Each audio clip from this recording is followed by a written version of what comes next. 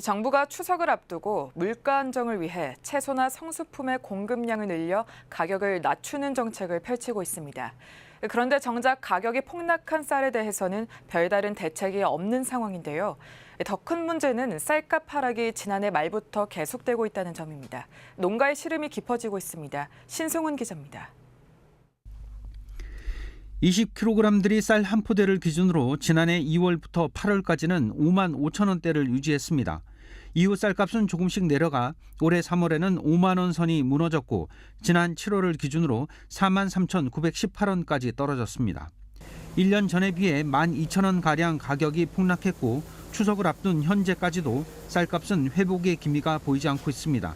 대형마트에서는 이미 지난해 11월부터 그리고 지역 농협에서는 올해 1월부터 여주쌀 할인 판매를 시작했습니다. 그만큼 시장에서는 이미 쌀값 안정이 어려울 것이라는 전망이 높았다는 것입니다. 쌀값 폭락은 지역의 미국 종합처리장의 재고 증가로 이어집니다. 여주시 세종대왕면의 한 창고에는 지난해 생산된 쌀이 1톤짜리 포대로 60여 개가 쌓여 있습니다. 주변의 다른 창고에도 비슷한 양이 남아 있습니다. 대형 유통 매장에 들어가가지고 팔 수 있다는 분들은 나름대로 해가지고 거래처 관리가 잘 됐다고 그렇게 보시면 됩니다.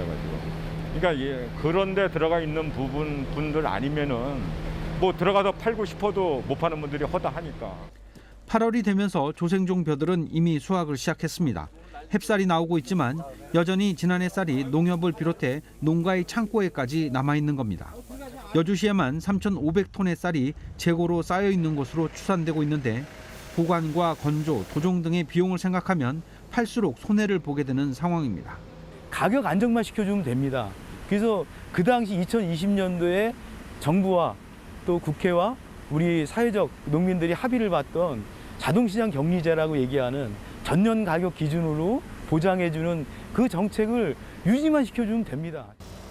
지난해 진상벼 40kg을 기준으로 9만 원이었던 여주쌀의 수매가는 올해는 낮아질 가능성이 높은 상황.